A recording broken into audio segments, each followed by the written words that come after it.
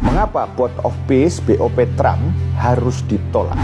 Presiden Prabowo mengundang ulama, pimpinan ormas Islam hingga pimpinan pondok pesantren ke Istana Kepresiden Jakarta pada Kamis 5 Maret 2026 terkait kenekatan pemerintah Indonesia untuk masuk BOP atau Board of Peace atau Dewan Perdamaian, tanda kutip, bentukan Trump.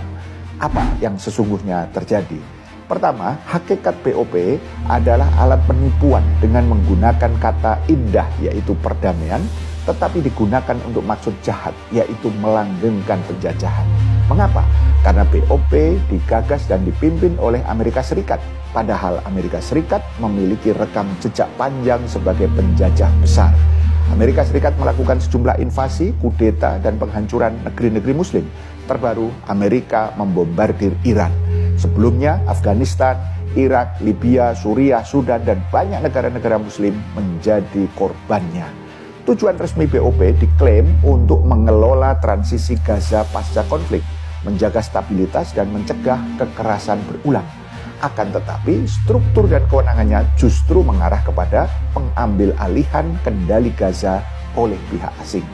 Yang kedua, BOP khususnya untuk Gaza pada hakikatnya bukan instrumen perdamaian, melainkan mekanisme imperialisme untuk melegitimasi dan melanggengkan penjajahan atas Gaza.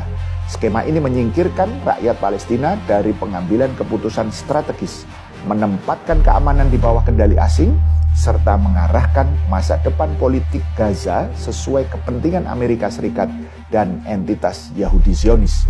Dengan membungkus penjajahan sebagai isu kemanusiaan dan tata kelola teknokratik, Dewan Perdamaian justru memadamkan perlawanan, menghilangkan kedaulatan dan mengukuhkan dominasi pihak penjajah sehingga tidak menawarkan solusi nyata bagi pembebasan Palestina.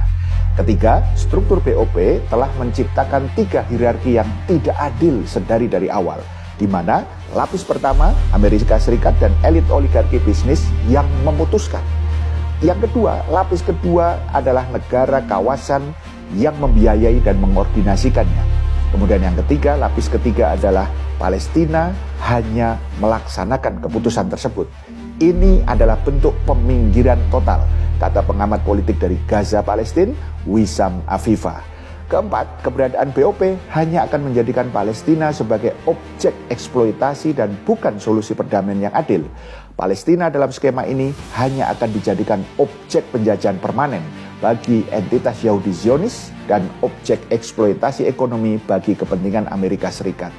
Kelima, BOP adalah alat bagi pelemahan perlawanan rakyat Palestina karena BOP secara sistematis akan melucuti senjata dari para pejuang Palestina. Hal ini merupakan wujud nyata dukungan BOP terhadap penjajahan entitas Zionis, sekaligus upaya jahat untuk menempatkan para pejuang pada posisi yang dipersalahkan atau victim blaming. Keenam, BOP menjadikan dukungan dan pengiriman militer salah sasaran. Segala bentuk dukungan dana, yaitu sebesar 1 miliar US dollar, ya setara dengan 17 triliun rupiah, dan termasuk aksi pengiriman 8.000 personel militer Indonesia dalam bingkai BOP hanya akan melemahkan posisi Palestina. Sebaliknya, yang harusnya dilakukan adalah pengiriman personel militer yang bertujuan nyata untuk membantu pejuang Palestina dalam memerangi dan mengusir penjajah entitas Yahudi Zionis dari bumi Palestina. Yang ketujuh, BOP menjadi legitimasi kejahatan perang karena keterlibatan Indonesia dalam BOP berarti memberikan legitimasi terhadap perampasan tanah secara paksa dan pembangunan pemukiman penjajah entitas Yahudi Zionis yang jelas-jelas melanggar nilai-nilai kemanusiaan universal. Jadi, sudah sangat terang benderang bahwa BOP ini harus ditolak dan Indonesia harus keluar dari BOP sekarang. Ingat, solusi hakiki yang syar'i dan komprehensif bagi masalah Palestina adalah jihad dan khilafah. Paham sampai di sini? Salam melek politik.